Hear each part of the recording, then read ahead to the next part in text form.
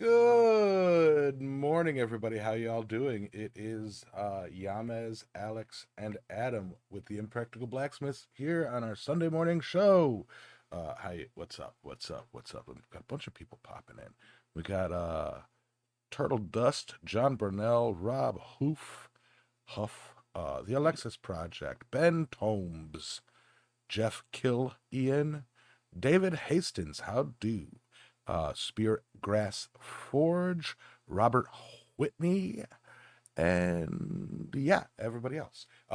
Tim, how you doing, Mr. Lurker? And to all the other lurkers out there, what is up? Y'all know the deal here. We gather every other week and sit and discuss life and blacksmithing and everything in between, from Aardvark to Zimbabwe. You know, you done goofed, Ron.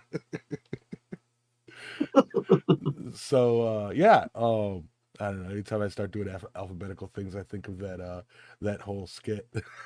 You done goofed, I Ron. Is there a I can't Balaki here? I can't see the I can't yeah, I can't see the word Aaron and not pronounce it Aaron now. I know, right? D nice. Uh, Yes. See, So I guess I can see that pronounced as Denise, and then her brother would be the. I actually know I have a good friend called Denise, and I call her brother the nephew.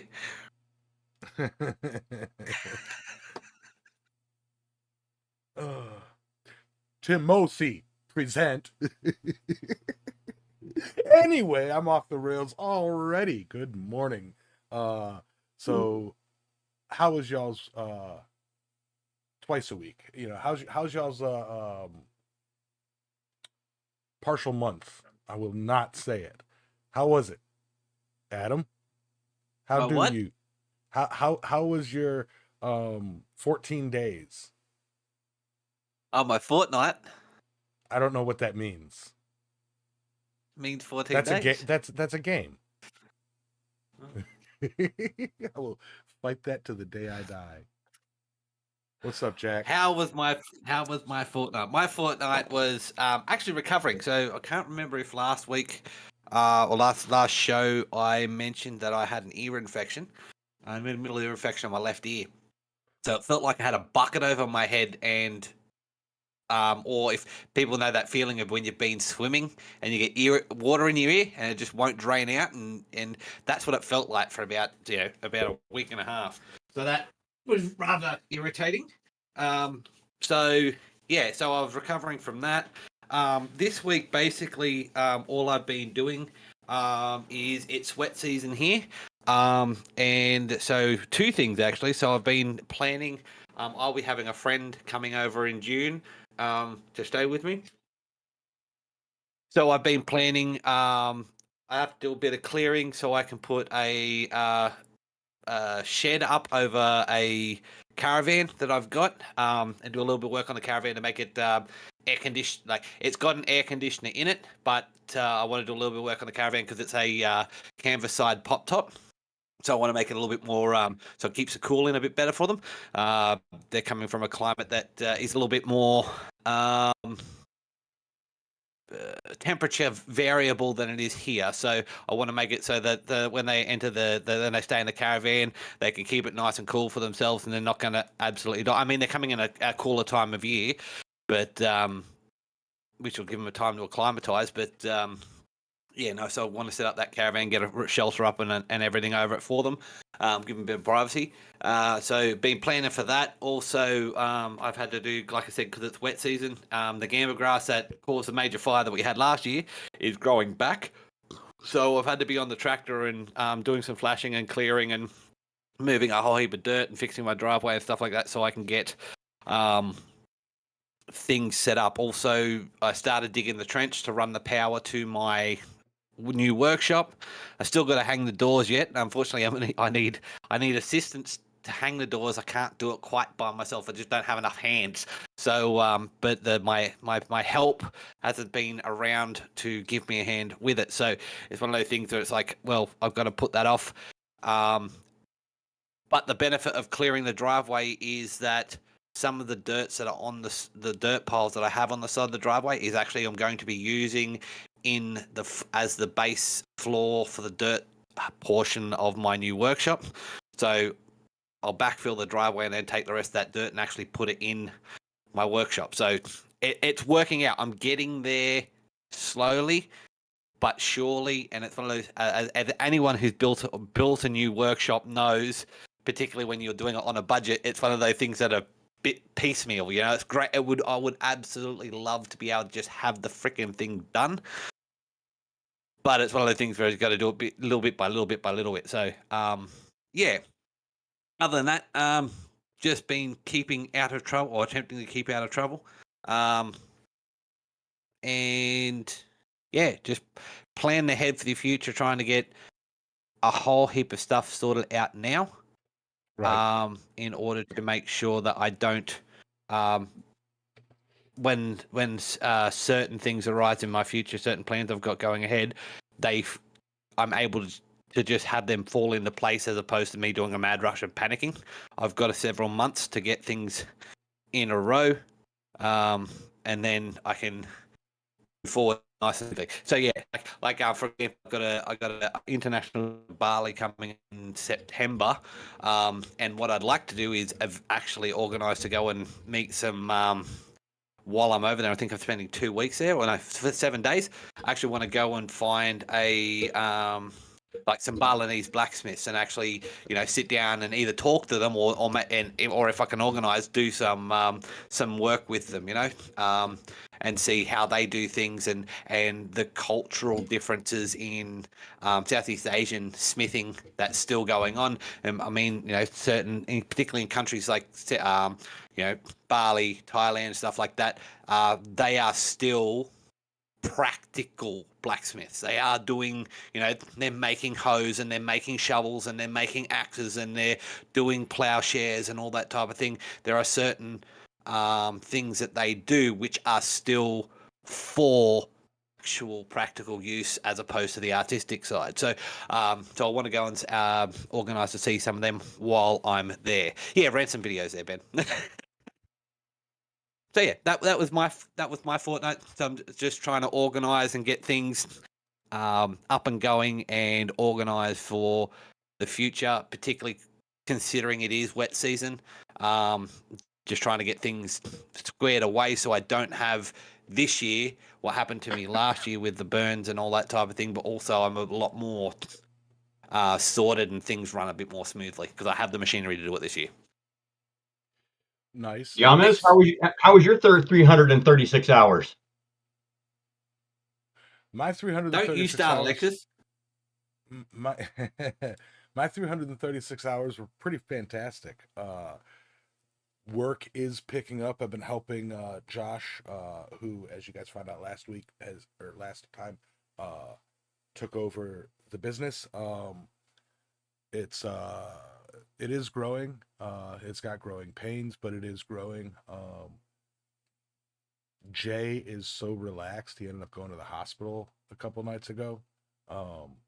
And yeah, he's back. He's all right. They found a clot that's under a stent, and the only way to get it out is through open heart surgery. But it's not presenting.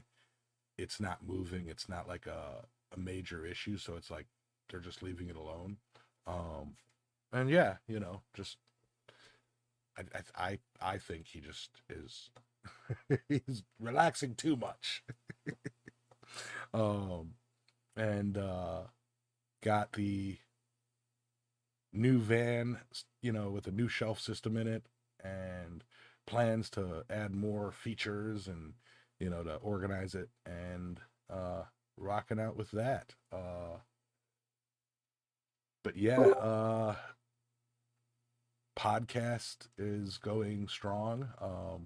I was actually I'd thought about it too later. I'd have it ready by now, but I was gonna create a link to give a handful of people a free sample of our Patreon, so y'all could listen to some of the behind the scenes stuff too. But yeah, I don't know if I'll do that for you guys. Yeah, we'll see if you guys want it. I'll post it, or I'll make it and post it. But no, actually on that, Rob made a joke about the AI girls and stuff that I'd posted in the Island Metal Forge chat. Those were just, I was talking in the pre-show with Adam about some of the characters and whatnot, and those are two of the characters that are in the show. And then talking AI, Alexis brought up that she's got a friend that uses the same program that I use to use her voice as the singing voice, and it's like, I just now realized how powerful the program that I've been using at a fraction of its power can be, so I'm going to play with that today during my editing. But yeah, it's just been going, going. So that's about me. Yeah. Alexis, how was your 20,160 minutes? Yeah, very good. Let me go ahead and go to the screen share. I'm going to mute and we'll go, and at the end of that, I'll pick it up. All right, this better be appropriate. It's not appropriate, but I mean, it's not inappropriate. I'm just messing with you. Fucking go with it. After my tinfoil hat last time.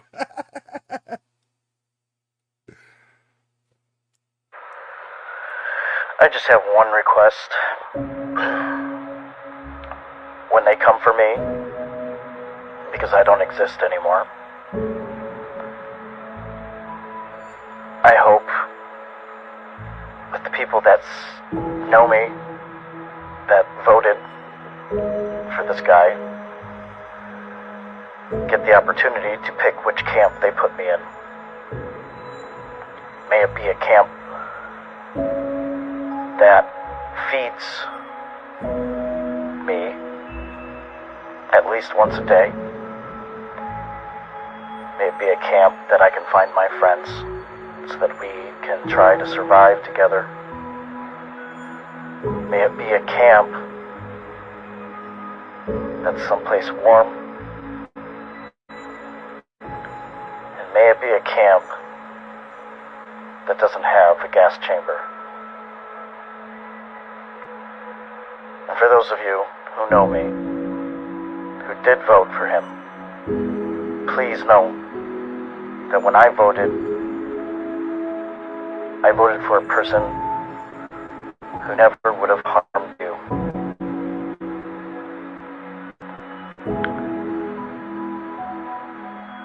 And that's what it's like for trans people right now.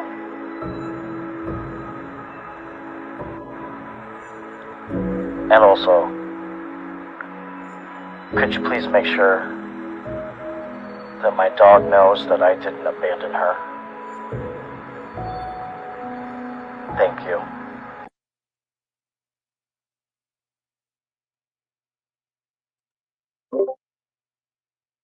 Yeah, that's how my fortnight went. It's hold on, I got to get myself together. And I fucked up my eyeshadow now. Anyways, it's been a really, really rough 2 weeks. Well, 1 week. Last week I went to the Astro Awards in Austin, and that was a decent time. I went. I got to rub elbows with astronauts. I got to talk to some really big YouTube creators. Just mindless banter and conversation, not fangirling out or anything like that. I was actually able to complete my monthly blacksmith challenge this month, which was the parameters were use a piece of 3/8 by 3/4 by I think 6 inches long, and make something that has no use other than being art. And so I made a heart out of cable Damascus. I actually didn't have any stock, and I didn't have anything really the right size to make stock out of. So I was like, oh, I'll just make a bit of Damascus, because after you smush it out, that's pretty freaking close to the right size, right? And so I made a piece of stock out of Damascus, and then I split it and drew it down and made it into this heart. And the title of this heart is Human. And the reason for that is on the front side. Now you can't really see it because the lighting sucks right now. But on the front side, it's all nice and polished and shiny. And on one side, it's real smooth, and the other side has got some dents in it and some flaws and some scratches or whatever. And so if you start here, you can see we're both human. We're both made of the same material. We're made of the same thing. We always put our shiny, our best face forward. This is the face we want the world to see. And sometimes that side is shinier than other people's side. You know what I mean? So some of us are a little bit flawed, and some of us, like to make it look like that we're perfect. But when you turn this around and you see it from the backside, you can see the cracks, you can see the flaws, you can see the delaminations, and you can see that on the inside, we're all the same. We all are this close to breaking. And so that was my monthly entry and all of that. Now, this last week has just been mind-blowingly difficult for me to navigate because, like, I knew this stuff was going to happen. I thought it was going to take like a year. I didn't think it was all going to happen in 1 week where I would be completely stripped of my human rights. 1 week, they're already rounding us up. I mean, like, I know people that are now being held, and it's mind blowing. I mean, like, I didn't think this was going to happen. Like, at least, I mean, not this fast. And I mean, I do. I'm a person of privilege by a long ways. I make good coin and all that, but to be honest, I'm scared. I mean, I don't know. I don't know what the hell to do. But there ain't nothing I can do. Just keep on keeping on, and I've already got all of my assets out of my name, so they can't be seized and all that. But my documentation has already been like not rescinded but corrected, so to speak. And so I've been notified that I need to go to the DMV and pick up a corrected driver's license, because they changed my shit back in the system. And if I can't do that. I'm not. I think my passport is still good. Because I don't think they're changing things at the federal level. I know if they come across a trans person's passport, they're supposed to seize it. But I'm not going to go get my new driver's license. And if I get caught or pulled over, it's entirely possible that the arrest or the officer can look my information up and see that it doesn't match my driver's license, and then I'm dealing with felony presentation of false identification, which would negate me from obtaining a visa anywhere. I mean, there's a whole fucking ball of wax that's just snowballing and rolling down a hill right now, and it's covered with shit on the outside, and it's coming right at me. And I'm doing the best I can to navigate it, and insulate myself as best I can and prepare as best I can so that, maybe this shit slides right by me because I got all my information done, some time ago. Maybe it gets straightened out. I don't know. This is a day by day thing, a week by week thing. And I realize that that's not really the topical thing, but I mean, this is, for me in my life, this is kind of a big fucking deal. This is mind blowingly on such a large scale, unthinkable, and all that comes together to mean the exact same thing. And yeah, I don't know how this is all going to play out in in the coming months, because I don't know. I mean, like, the government has ceased to function. It, it Luckily, I got my tax return back, and would you believe it only took 3 days? Like, I filed on the 27th, and I got my tax return on the 31st or 30th. I'm I woke up terrified and I of was like, doing taxes. I was like, are you kidding me? It was less than 72 hours. And I was like, that's pretty awesome. Anyways, I have a whole list of stuff that I was going to go over, and I'm not going to because I wrote this down before I came across that sound clip last night and made that video. I think that video kind of, or that sound clip or whatever kind of puts into perspective how I'm feeling and how what's fucking going on in my life. So doing the best I can. And that's my 2 weeks. If I can make an interesting point there, Alexis, one thing that I noticed is you this month's blacksmithing challenge, you have done something that I consider to be truly artistic, and it's something that artists have done for a long time. And in my opinion, the best one to have done it would have been what's his name? Starry Night. Van Gogh. Yeah, Vincent van Gogh, taking the uncertainty and the challenges of a life or existence, particularly in your existence, like Van Gogh did, and using them to create art. Now, your medium is smithing, and that is, and despite everything that's going on, you're still swinging a hammer. You're still making art. You're still expressing yourself in the truest form to you, which is, I think, relatively inspirational. Pretty Something cool. that if yeah, and we've all dabbled and talked about using smithing as some form of therapy. We all know people in this community that might are dealing with mental health or whatnot, and using smithing as a therapy. This is another to a certain degree. This is another version of that. Using the hammer and the anvil to express yourself in an artistic manner that that represents something that you're going through. So and I think that's to a certain degree inspirational. Well, I think it's inspirational, but that's what I'm saying. To a certain degree, is Well, no, it is. it's unique. And Yeah, and it actually makes a nice topic for the day, art. And you showing your piece there, Alexis, got me thinking. Like, okay, so I've made hundreds and hundreds and hundreds of horseshoe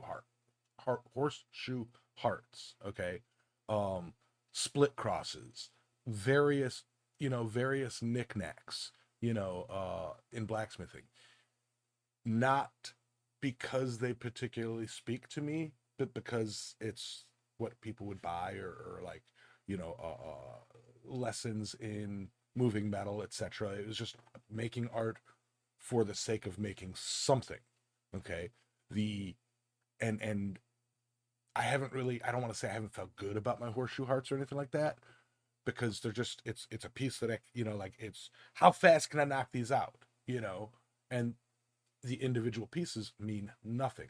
Then you go to things that I've made like the Moabos, which I have, like a huge affinity. They speak to me. It's like this is a neat thing, and I make them and I try to make them each a little different, give them faces because that speaks to me.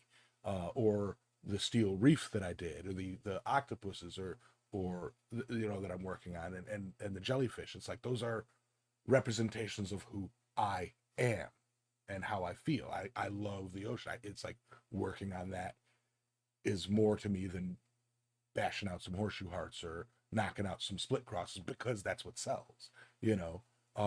So to take like your description of how you process that piece and why you processed it, that's just like you say, Adam. That's art in its purest form, a representation of the person creating it. So it may not look perfect in technique of it may have like uh, um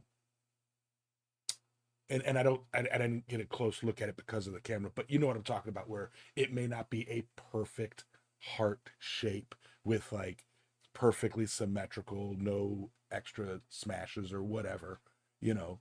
Um, but the way you present it is what makes it true art rather than art for the sake of making art. Like, and that can go in any medium, taking pictures of barbed wire. Oh, this looks cool. Let me take a picture of this, and I got a cool picture of this. Or going and finding a scene that you could take a picture of that speaks to you. And sometimes it's the hardest and most controversial topics that make great art. Pictures of tragedy, pictures of like the Tiananmen Square picture. The lone, what is that? The lone, the unknown. I can't remember the name of it, but yeah, that picture. It's like the story behind it is the driving factor of what makes it art. So yeah, very like that's actually leads into an amazing topic, and I commend you for that. I just wanted to point out. Oh yeah, I had one other thing on how was your week. So many of you may be familiar with what a magazine is, right? And I had a fully a completely full magazine. Inside the thing the magazine goes in, and on the bottom of it, there's a little finger grip. And and this particular one has a long one and a short one. And for some reason, I don't know why, but the short one was in there. And I was like, I think I'll slide the long one on, right? I didn't realize that little finger grip is also what holds the spring in. And so I'm literally looking right at it. The bottom of it is pointing right at my face. I'm looking at it, and I slide that finger grip off, and I saw the spring, and then I couldn't see anything. Like it came out, it hit me right in the left eye, and just everything went white. I went to the ground, and I thought, oh my God, I just lost my eye. It was probably 2 minutes before I could even open my eye, and I could, I could see stuff. So I'm like, I knew I didn't lose my eye, and I knew I wasn't blind. But that spring hit my open eye. It didn't hit the side; it hit my eyeball, and and when it did, and I have lash extensions in because I went to a whole freaking event the week before, and it messed those up and rolled them into my eye, and my eye got scratched, and I probably spent 2 hours trying to just like pulling on the lashes, trying to get them straightened out. I couldn't open the eye. I wound up having to go to bed and just lay down and go to sleep, and even when I woke up, I couldn't open my eye. And then by I don't know, it maybe 6 p.m. Because this had, so it'd be like 8 hours later, I could finally like look out, and keep my eye open, and it wasn't just continuously watering. And then I had you can kind of see it. I'm missing like half of my lash extensions because I had to pull them off. And they're actually, these ones for some reason are actually hard to pull off. All the ones I got before, they would just come right off. These ones are not coming off. And but I had a whole black eye going on, and yeah, my eyelids swole up. It was great. I learned a very valuable lesson on both wearing safety glasses or any kind of glasses, and I didn't know there was a spring there. Or I didn't know that was holding the spring in. Now I know, and of course, I'm never going to mess with it again because I'm giving that to somebody else. But kids, don't do what I did. Don't look right at it. Uh, I know people that have lost their eye for less, and I guarantee you, I was only a couple newtons of force away from losing my eye, and I'm Yeah. so thankful that I can still see. So that was great. Oh yeah, and I wanted to point out that all that stuff behind you, Adam, it looks like you have a collection of piss jars going on, like Howard Hughes. I thought that's what it was, and we just weren't saying anything. Well, I was gonna say, in Australian vernacular, you're kind of right. So wait, we got whiskey. So that's hang That's on. piss from when he drank whiskey. We got rye whiskey, wheat whiskey, spiced rum, and regular rum. That's the piss from when he drinks that. And in Australia, when you're On the drinking, piss. it's called getting on the piss or getting pissed. So that's why I said yes, kind of. They are kind of piss jars. Yes. It's weird. I know Australians are odd. We have our own language. It's almost English, but it's definitely not American. But yeah, no, it's that's kind of right. But yeah, everyone's gonna fucking laugh at that. Wait for the comments. But no. So currently there's what probably about 5, 10, 16. So 5, 10, 12. Probably about 18 liters of alcohol there. And they're all at 60+%, so they're not even watered down to drinking proof yet. So that's all a barrel. They're all a barrel proof, so that they're aging. They're all been aging on oak for at least 6 months. I really want to make a distiller, make a still, and make some of my own rum. It's fairly easy to do. Yeah, and I know it's just a matter of doing it. You know? And here's the thing. One thing I've found about blacksmiths across the board is we all have some sort of self-sufficiency kick. We all like to do things for ourselves to some sort of nth degree. For example, okay, so I'm going to caveat this because distilling your own spirits in Australia is illegal, right? I don't distill my own spirits, okay? But all you have to have is a license, and the license is free. Not exactly. It's through the tax department and all that type of stuff. So I don't make my own spirits. Federally, making your own spirits in Australia is illegal. I am just aging some spirits. Right? That's all I'm doing, right?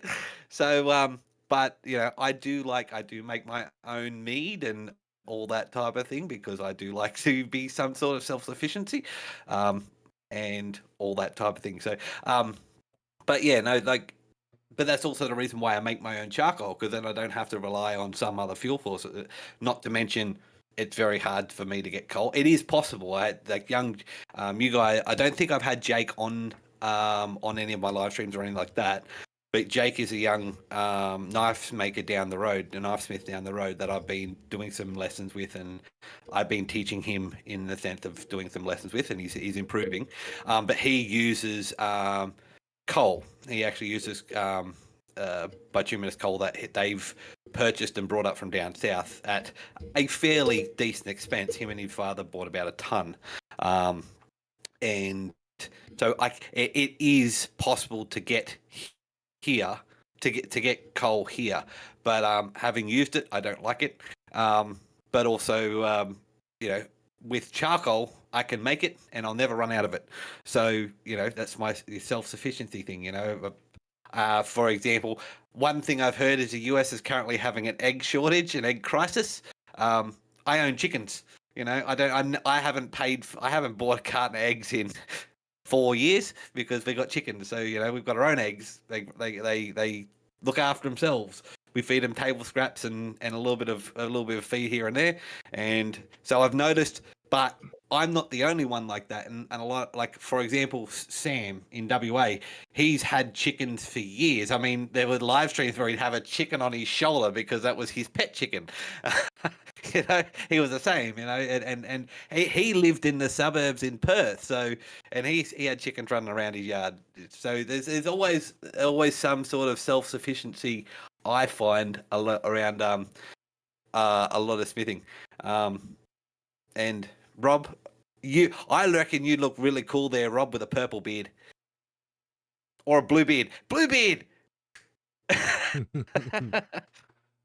Yeah, I was like, yeah, the egg thing. I go through like a carton of eggs every like 6 weeks or something like that, because I don't eat that many eggs typically. But yeah, there's a whole thing that nobody's allowed to talk about going on with the chickens that lay the eggs. So it's a interesting development, I guess, so to speak. I think like half of the egg laying chicken population has been destroyed, and it's getting progressively worse. I would assume I don't know how long it takes, maybe 3 months to get a chicken, an egg layer, a commercial egg layer up to egg laying age. I know because it's like 6 weeks for a meat chicken, but um, it may be even longer than that to bring a hen into adulthood. But I mean, there's a possibility that we're just not going to be able to get eggs for a couple months. I mean, at all. Other than imported. I don't know. It's interesting, just because they haven't got a handle on this epidemic, and it's just mowing right through all the chickens. So yeah, we'll see. I guess. Luckily for me, eggs aren't really a staple. I don't really give a shit if I can't get eggs. I don't care. Yeah, I love And eggs. I it's will eat them every day or not. You know, like there'll be weeks where I eat ramen. Full it's an stop. interesting thing, and it actually, in my opinion, and this is to kind of bring it back to blacksmithing. This whole egg crisis speaks to the necessity of decentralization. In the sense of, you have a factory that pumps out wrought iron gates. Let's say just gates, right? And that factory goes down, and all of a sudden the ability to produce those gates has ended, right? It's the same thing with the chickens. You have mass chicken farms, and so something happened with those chicken farms. You lose a couple of million chickens. You all of a sudden lose the ability to produce those eggs. Whereas if, say, all of you guys watching, listening, whatever, if you owned 4 or 5 chickens and you Oh had them yeah. in a pen in your backyard, you know, sure, next door, and 2 doors down, they have 4 or 5 chickens. It's unlikely that any diseases or bird flu is going to travel 2 doors down unless those chickens have interaction. So, you know, old mate down the road, he might lose his chickens, but you're not going to lose yours. So that decentralization of the production helps keep everything. And I Well, mean, it was something that happened, I know of, during the Second World War here in Australia, where everyone was encouraged to have chickens or rabbits or whatnot, because of wartime rationing and stuff like that, in order to supplement their own dietary requirements, so that people could still eat despite wartime rationing. And it kind of makes sense that also, when you eat vegetables, everyone has table scraps or whatnot. They're really good for recycling, and then they poop everywhere, and then you collect that poop, put it in the gardens. You have great gardens. You've got free fertilizer as well. It's that kind of circular. I wouldn't Yeah. say circular economy, but circular growth. Yeah. yeah, and I think the last article I saw about it before it kind of got all that stuff got wiped away from the internet was there's 114 million chickens down. And the big thing about that is, like you're saying, the centralized stuff is, these companies get big, big, big, big, big, and they're producing millions of eggs, hundreds of millions of eggs a day, and they're going to grocery stores all across the United States, and these countries are raking in millions of dollars, and they force the little guys out. I mean, as far as the for profit bit, I mean, like the small farmers have a hard time competing with that unless they're in a niche market like the organic slash free range pasture raised, all of that stuff where you pay a couple bucks more for chickens that are, or for eggs from chickens that are humanely treated. Um, but right, but then now, all you have are all that's left are these small time producers, and so that's why they're not. I don't think we're going to run out. It's just there's going to be just the small ones available for a little while, and of course that's going to bring the price up. And I mean, I said I don't really care, but it is what it is. But you can insert anything in place of egg. You can insert any commodity into that spot, and it works the same way. I mean, as soon as a big corporation takes over the majority of the production of something, when there's a problem, it just shuts that down, and you can't get that for a minute. And I mean, like a good example that applies to me is the tires that are on my truck. When we first got these trucks in 2013, they had military takeoffs on them. and because the military would only run them down to 60%, and then they would replace them. And then so we were getting the military takeoffs, and they were off of like a grader or something like that the military uses. Well, those all went away. Like we used all of those military takeoffs that existed, and then there was like months there where we couldn't get tires that fit these two trucks at all. I mean, like we had one of them sitting up there with tires off of it because we had to put on to keep one truck running. We actually had to wait for somebody to manufacture that particular size tire. And now, I mean, it's not that hard, but like I said, we had 6 months where these tires didn't exist, and they were $600 before, and now they're like 2,400. You know, so and we're okay with paying that because that's better than not being able to get the tire at all, right? Yeah. And that's why I say like bringing it back to smithing. Not only is Steel. the ability, steel. We blacksmiths have a very illustrious history at recycling. You know, so finding mild steel, iron, high carbon steel, and repurposing it into something else. Like for example, if all of a sudden, and this is actually to a certain degree, this is actually an opportunity going forward for some smiths, for some of you guys in the US, particularly with the current geopolitical climate and the proposed tariffs. For example, knives, mass-produced knives generally come from outside of the US. So there is an opportunity for those people that like to make sharp, pointy things to capture a market because prices are about to go up. On a lot of things. Hang on, I'll say that's speculation. Prices may go up. So get your practice in. You'll have the market for things like that may improve for you. And this is also an example of looking for the bright side and something that may not necessarily be so positive. Things are going to get more expensive soon, depending on how the world geopolitical climate goes. But insofar as people think that these types of things are removed from blacksmithing, they're not. Like what happened during COVID, where shipping was restricted because of COVID, and the price of steel went up. And then everyone was using timber, so the timber availability went down, and so the timber prices went up.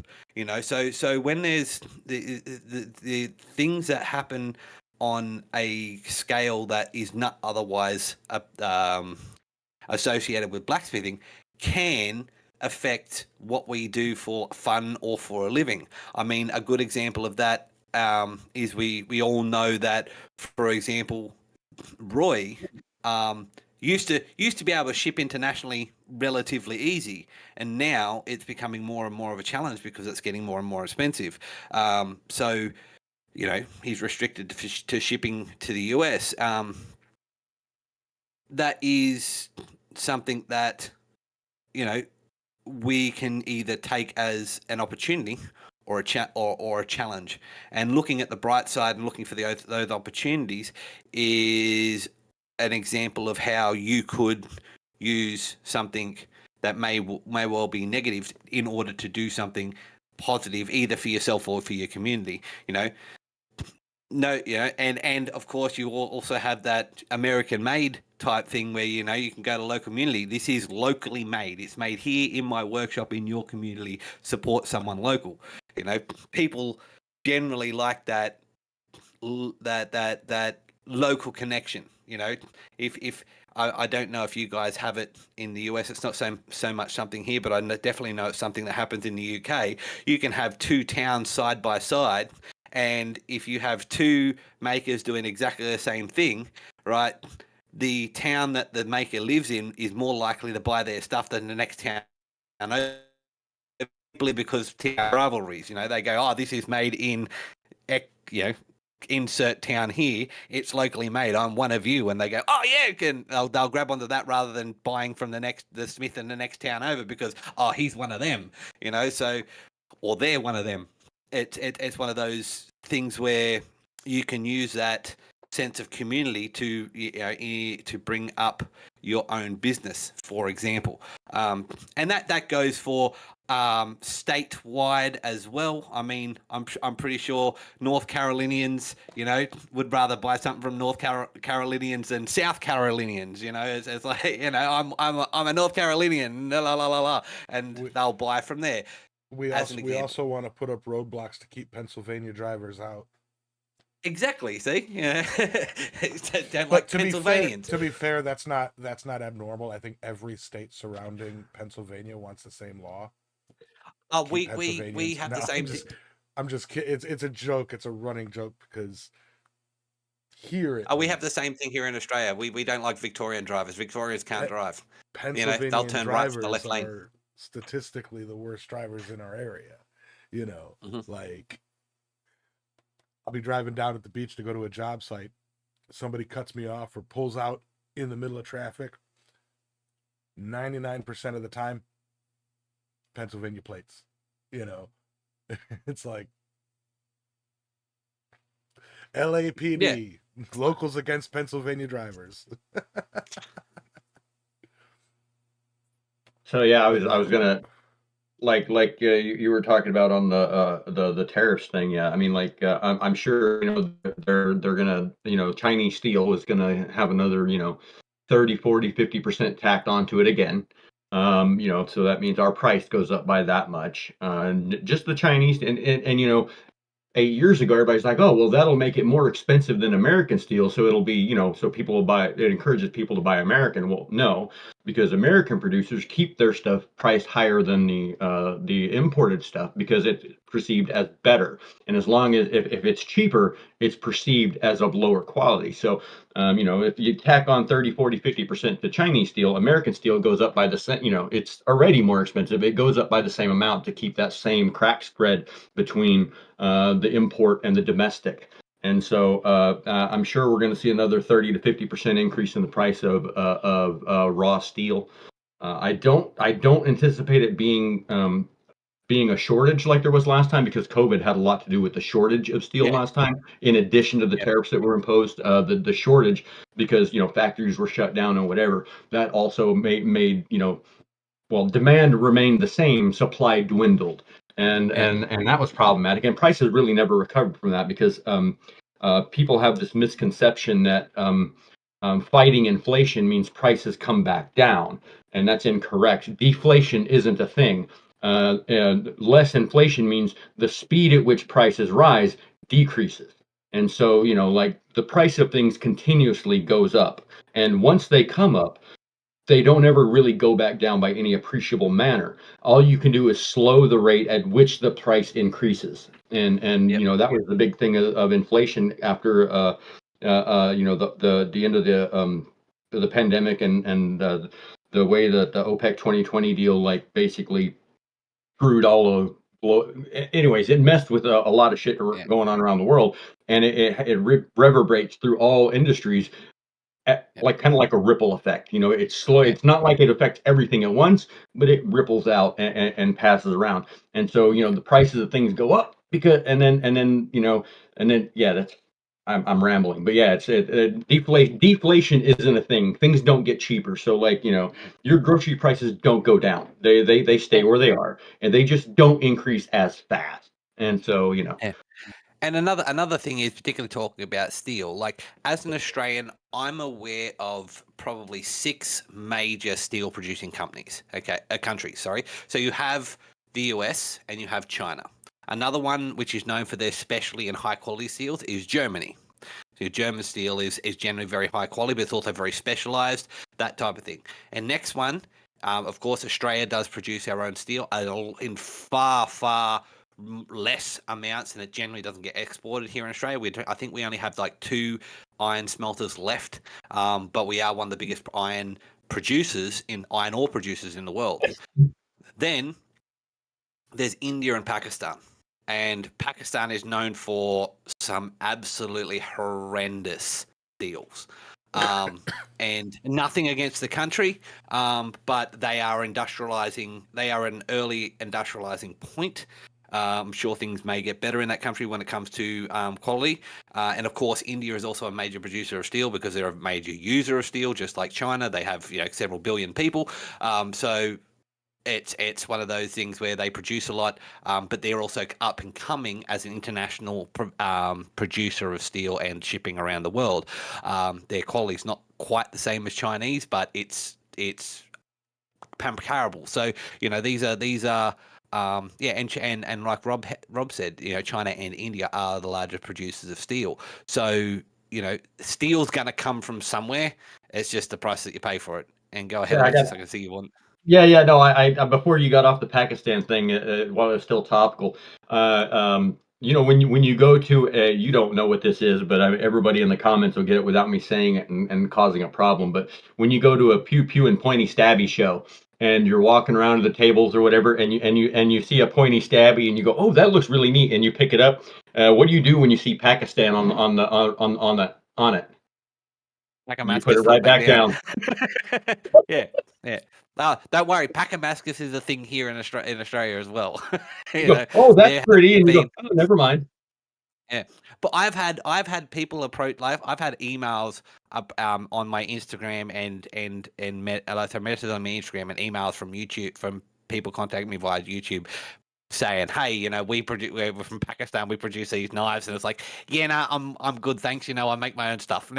Like it's no, I'm not spruiking that because yes, I know what that's like, but like I said, nothing against Pakistan up and coming as a steel manufacturer, but they're not at the levels that most of us require at the moment.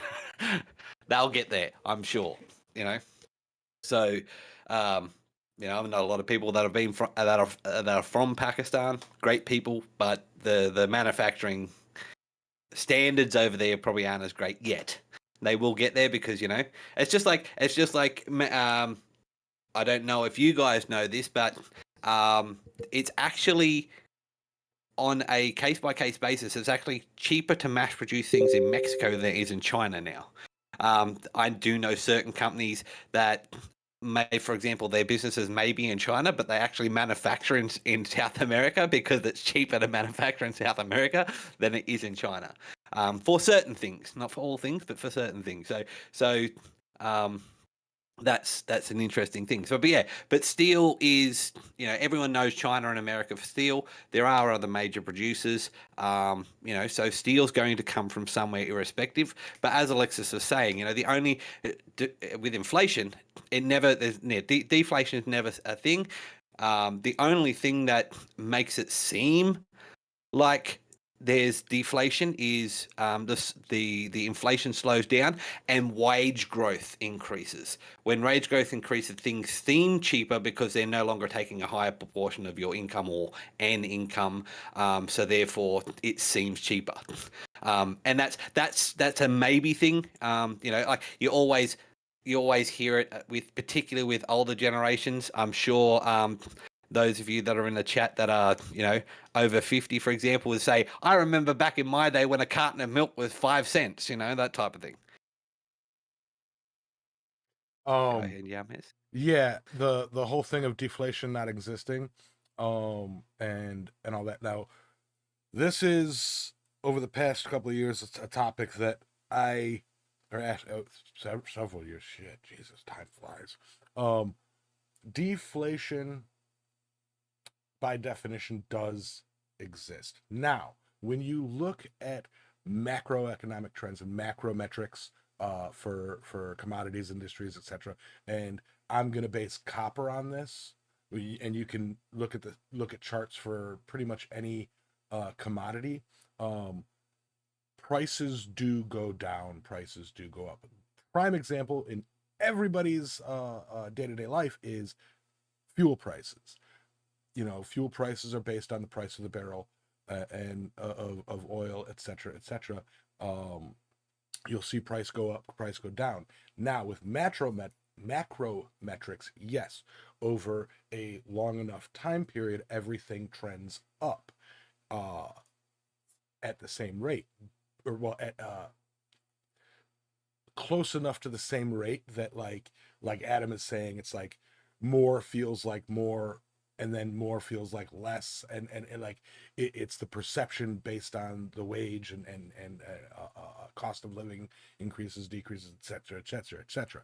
But prices do, in the short term, short being within a year, they do rise and fall, sometimes significantly. Um, I cite copper because I buy copper almost daily. So it's like I've seen price, same thing with lumber. Uh, you saw that spike in construction materials. Um, we are currently not at that all-time high for construction material commodities. We are Okay. significantly lower than that. Do Now, on the macro level, yeah. On the macro level, yeah, we're still higher than its lowest, lower low. But yeah, go ahead, Alexis. I was going to say, you commodities are a thing all in their own because they're completely dependent on trade on the open market. But it's the things that those commodities are made of, like so. Let's say there are 257 petroleum compounds that are extracted from crude oil, right?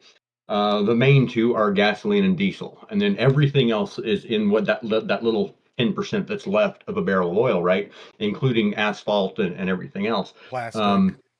Yeah. So when the price of oil goes up or down, the price of gas and diesel kind of fluctuates with it, right? And that's where you see the commodity price fluctuating. But the price of the plastics, the price of the acetone, like I've got a gallon jug of acetone back here in the corner. It comes from it's a petroleum distillate, whatever. It's the prices of that is $13. Is $13 is $13 is $14. It doesn't fluctuate with the price of oil. You know what I mean? That is a thing that just sits at the cost of producing it fluctuates as the price of oil changes. But your inverted camera is really messing with me, Adam. He's in Australia. What do you expect? He's upside down. But yeah, and that but the price of acetone isn't going to fluctuate. It's just going to just kind of slowly creep up, as to compete with inflation. And so I think commodities are kind of a bad thing to base that on, just because the I was price just you pay using it for it. as an example. Yeah, no, but it depends on the stock market. And if the stock market's down, the price goes down. If the stock market's up, the price goes up. You know what I mean? It actually has very little to do with supply and demand and whatever. But I understand your example.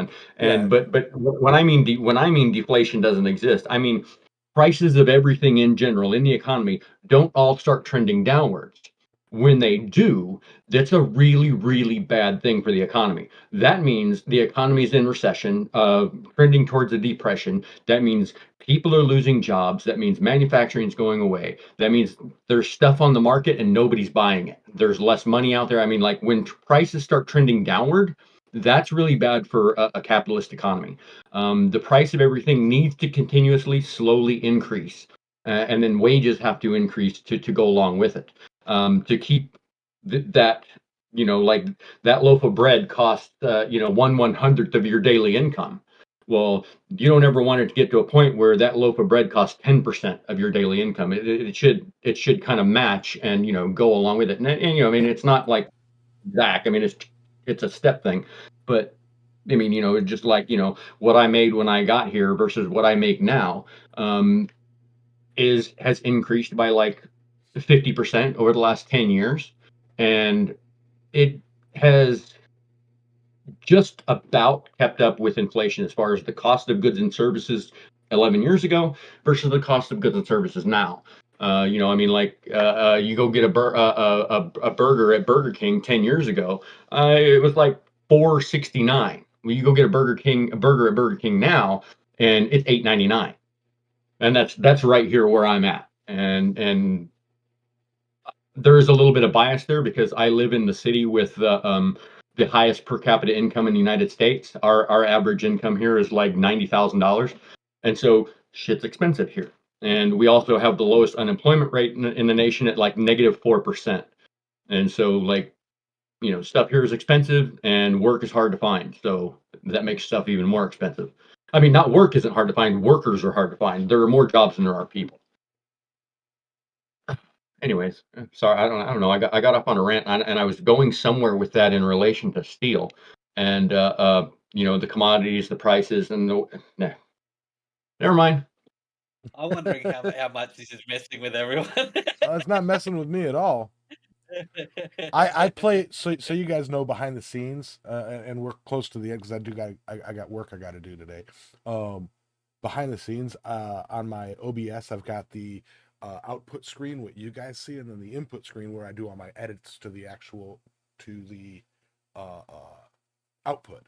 And it's got crosshairs and lines where all my where the Good Morning is, Impractical Blacksmiths are three separate camera feeds, and it creates like a crosshairs, and I'll sit there and I'll like try to like perfectly symmetric my face between the crosshairs. So yeah, that's when you guys see me doing like this kind of move, like it's me like trying to be symmetrical. So I ain't even looking at you, Adam. Fair enough.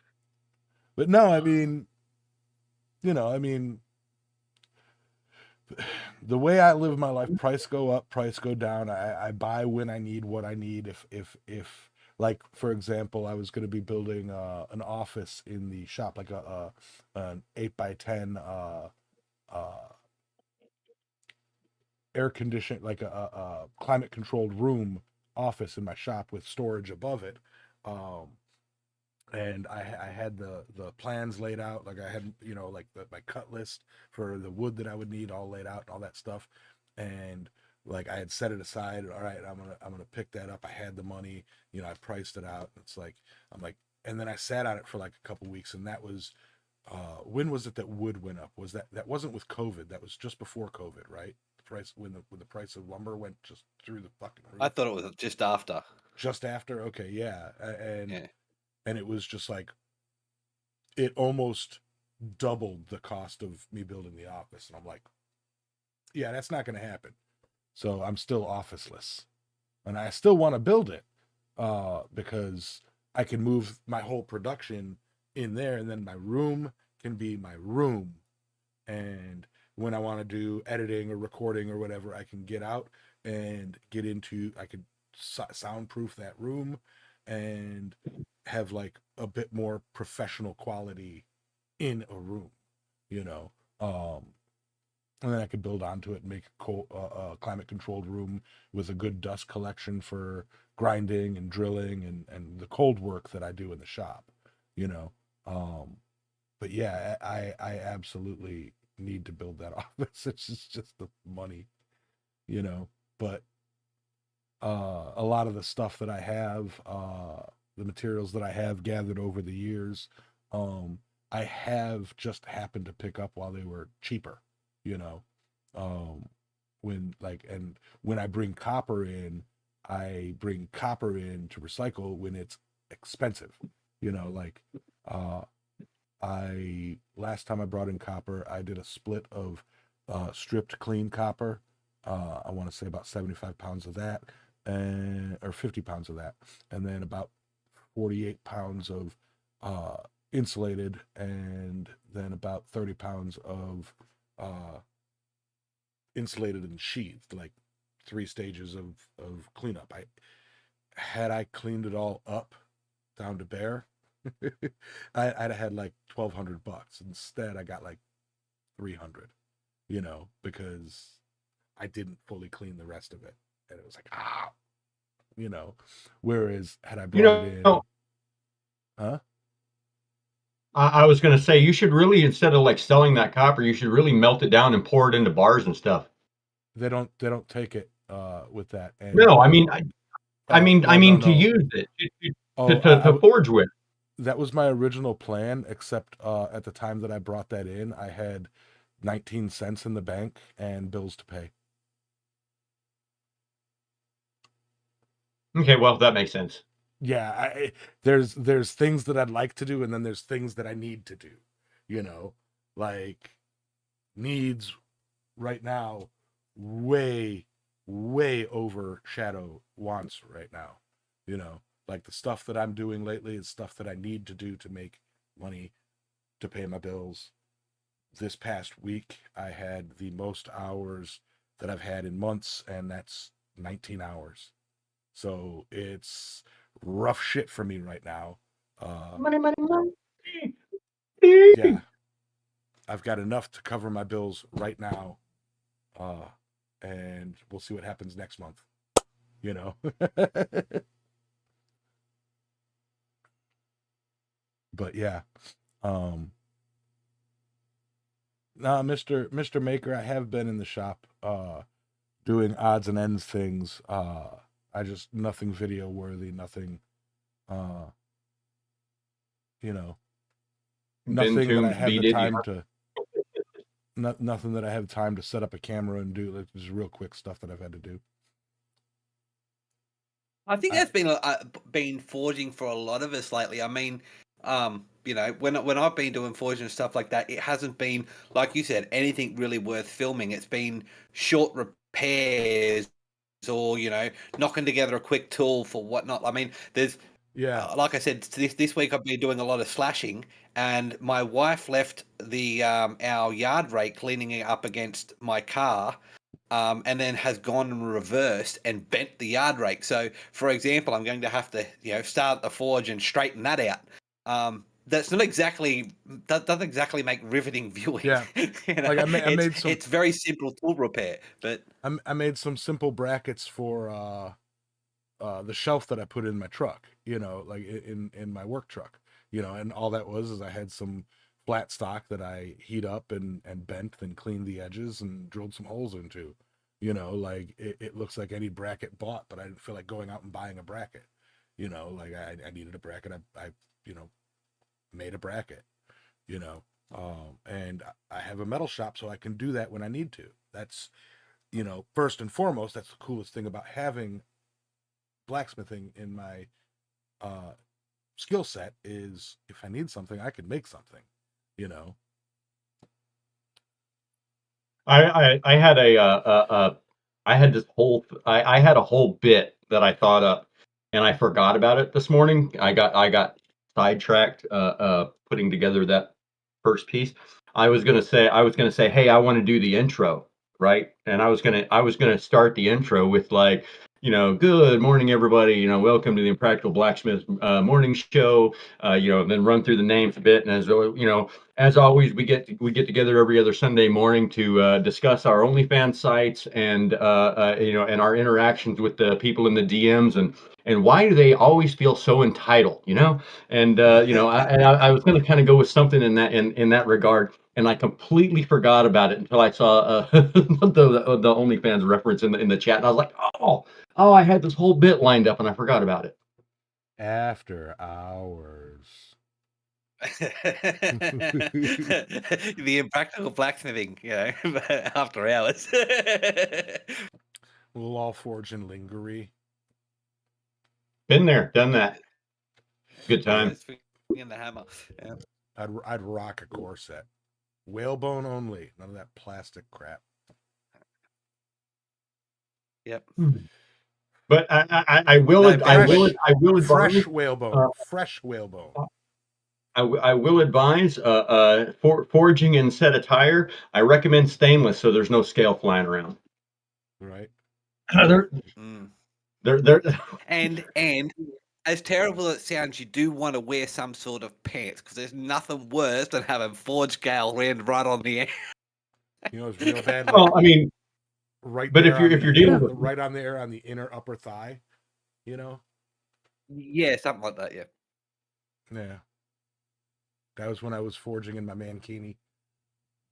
Yeah, I've only had scale land on my feet, and usually it's not that different site. Yeah, right. And usually I gotta get an account on there for fuck's sake. Anyways, yeah, no, I've had to land on my feet, and a lot of times it's just you can shake your foot and it brushes right off, but sometimes it's just hot enough that it lands and it sticks. And when it sticks, it's like put into the bucket, put into the bucket. Oh shit, you know. And then I And hear in my head the chat going, "Dance, fucker, dance." and What is that that's from? the reason why we got Ben here, because he's the one that provides the baby oil. The safest way to do forging in a bikini would be to do something like a hot tub show, but take one of those big 65-gallon plastic jugs and cut the top off of it, fill it with water, and then sit that in the middle of your work triangle, and then you turn around, out the forge, and then turn at the anvil, reach over the side, hit it the back of the forge, boom, and you're sitting there, in the water.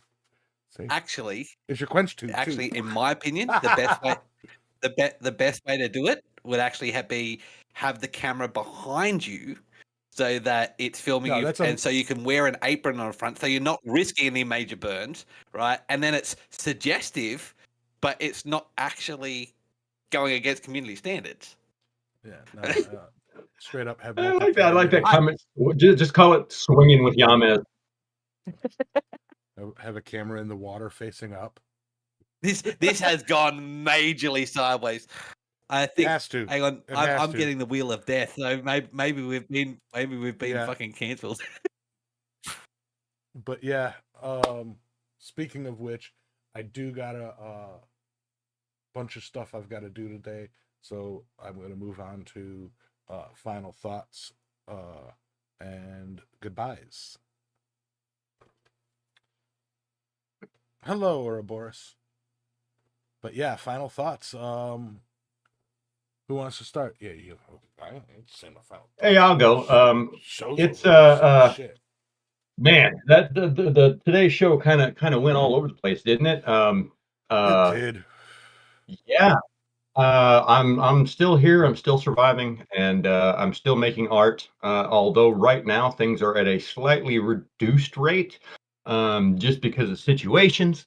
And but I'm still going to do my best to pop into or not pop into, but participate in the monthly blacksmith challenges, and try to put some heart and soul into what we got going on. I haven't even opened the chat this morning to figure out what this month's project is, but. I'll get to that in a little bit and see if it's something that I can do. And when we were talking about art earlier, one of the things that I really like about this challenge is that's why I do it. It's something that it challenges me, and I put my feeling into what I'm making, because for me, that's what these challenges are. They're always just art. I mean, if it was ever something like make a Bowie knife and it's got to have an integral guard and this, that, and the other, I'd be like, yeah, I'm out. I don't, I mean, it's like that's not for me, But it's always something just this kind of unique and different, and I like that. And it actually it brings me a little bit of calm and peace in these turbulent times. So. With that, I hope that all of you can find some calm and some peace, and fucking power through. Let's keep on keeping on, and I will see you guys in 2 weeks. And maybe I'll have a little bit of a sweeter disposition by then. We'll see. See y'all later. Righty. So my final thoughts is to quote, and some of you may not know who they are, but to quote Monty Python is always look on the bright side of life. And also no one ever expected the Spanish Inquisition. But no, seriously, there are for all the challenges that we currently face, depending on where you are in the world, there are opportunities, and if you look for the opportunities, you will find them. Just you will. I don't really like quoting this, but Henry Ford once said, whether you think you can, whether you think you can't, you're right. And I've always interpreted that is you find what you're looking for. If you only look for negatives, you will only find negatives. Look for positives, you will find the positives. So go looking for the positives. Go looking for the silver lining. It may not be in the clouds, but gold can be found just about everywhere on Earth. So, go looking for your little patch of gold and you'll find it. Might take a while, but you'll get there. So yeah, that was basically my final thoughts, and that way we can see you in a fortnight. I got the blacksmith challenge for this month for February is make a tool that would have been in a pre-industrial revolution woodworker's toolbox. No stock size requirements, but the majority of it needs to be forged from iron and or steel. Other metals or woods can be used as accents. No power tools. Forge, files, and sandpaper only. So that's what's up for this month. Actually, Nice. that's something I have to get around. I actually have to make a full set of woodworkers chisels for the guy that gave me all those iron bars. So that's something I've got to get around to eventually. That reminded me. Thank you. Yames, Okay. your final thoughts. I Close actually us out. posted. Take us away. I accidentally posted it a little too early, but yeah. So, my final thoughts are, well, we covered so much stuff, like perspective. Like keep in mind perspective. Keep in mind life. Keep in mind do what you want, and fuck everybody else. Like it's Everybody but me. Everybody you but know, me. like the only person you have to answer to is you. So be you. And the link that I posted is like I had talked about this in the beginning for the Dungeons and Dragons homebrew podcast that we do. I do all the editing and music creation. I put a link. That link is to our Patreon, which 10 people can click that link and claim one free month of our journeyman tier on that, and that gets you some of the behind the scenes episodes and stuff like that. So also a nice little intro to what we do. So yeah, it's one of the things that I've been really busy with. So if you guys like me as a blacksmith, you guys might like me as a D&D player. It's up to you. But gift to the community here, 10 free slots for a month of the Patreon free. So that is right there in the pinned message. So if you like podcasts, check it out. And of course, thank you all for supporting Impractical Blacksmiths, this channel, their channels, and everything that we do. We have a You get a blast doing channel. this. You get a You channel. get a channel. You all get a channel. But yeah, and that link is first come, first serve. So click it, enjoy it, love it, support it. Same goes for like, share, and subscribe. Island Metal Forge and the Impractical Blacksmiths. You guys all have a wonderful rest of your weekend. Get out and do something. Or don't. I mean, or don't. Who am I to tell you what to do? Like I said, do what you want to do. Yeah, don't forget to hit that like on your way out. Yes. Like Smoosh that that push like button. Yep. Praise Bark. And if you listen to the podcast, you'll know what that means. All right. Praise Dale, praise Dale. Praise Bark. Praise Bark. I Thank you. actually know what you're talking about. Praise Bark. Yes, praise Bark. Bark needs to grow to help Sarah. Oh my God, you guys need to help. All right, we're out, guys. Bye. Oh, I forgot how to turn this off. I'm crying. I'm laughing so much. Hang on.